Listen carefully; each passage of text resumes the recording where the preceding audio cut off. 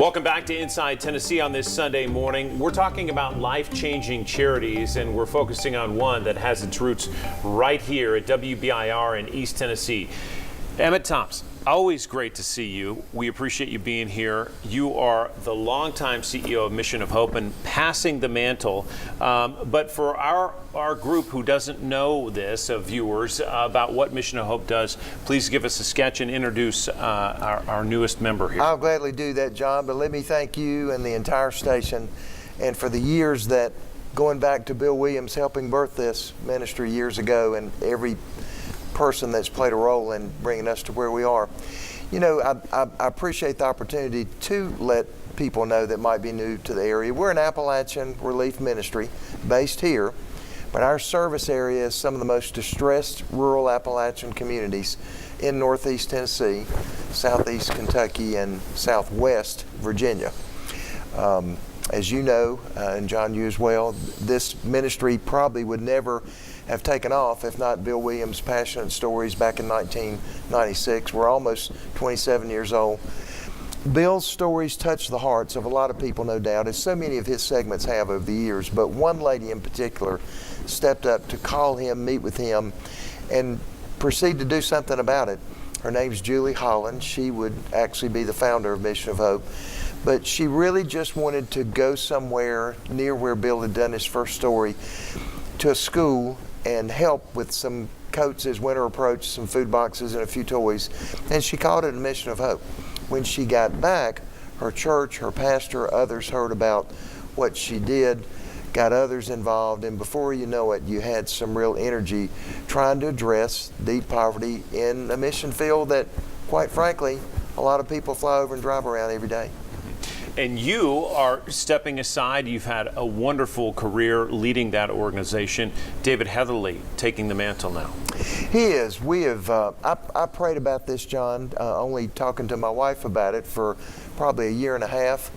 Felt very comfortable. We have been blessed. We were fortunate through COVID to have to change things, but God provided resources and finances for us to do that. I feel like the ministry is in wonderful shape, but there's merit to thinking about passing the baton of leadership. So I've had a group of 5 men along with myself as our search committee. We prayerfully began this last spring with the idea that if God knew who our next leader would be, we just need to catch up to where he was working, and we feel without hesitation that David's been directed to us, and David feels called to be in this ministry. So let's hear from you, David. What attracted you to Mission of Hope, and what do you hope to do in that role? You know, my story is one where I grew up in Campbell County, which is one of the locations that we actually go to. And my mom was the youngest girl of 15 in Clay County, Kentucky, right in the middle of the basically the coal mining. And so this is a passion of mine.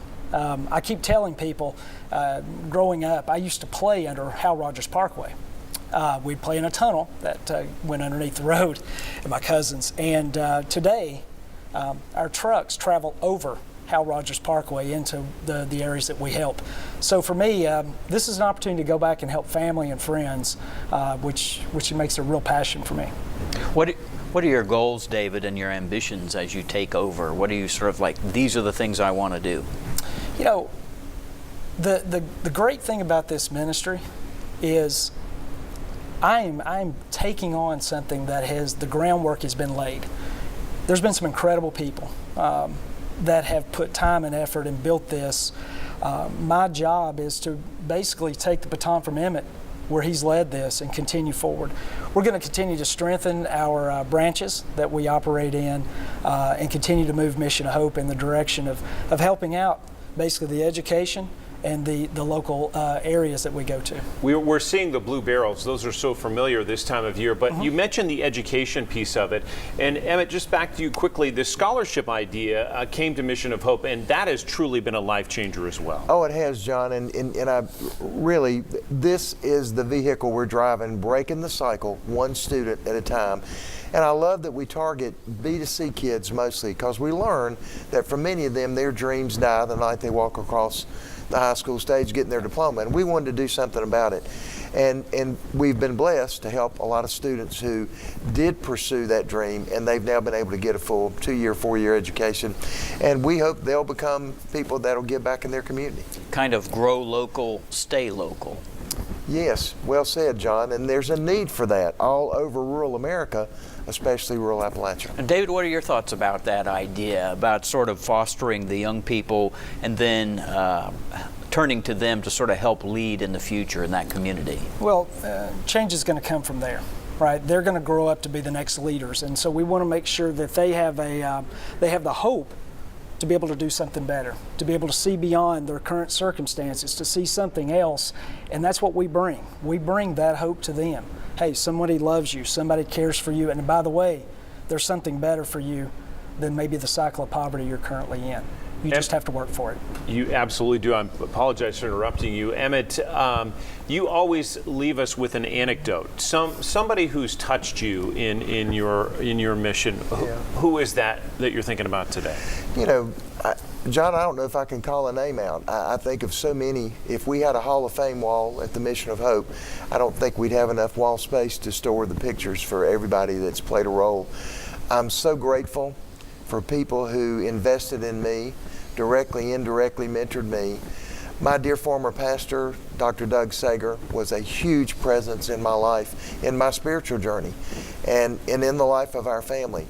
And he is the one that really, when I first started this, helped me understand not to be ashamed to ask, not to be tentative about that, understand the answer can't always be yes, it may be no, but to never be intimidated by anybody's last name and to ask for help.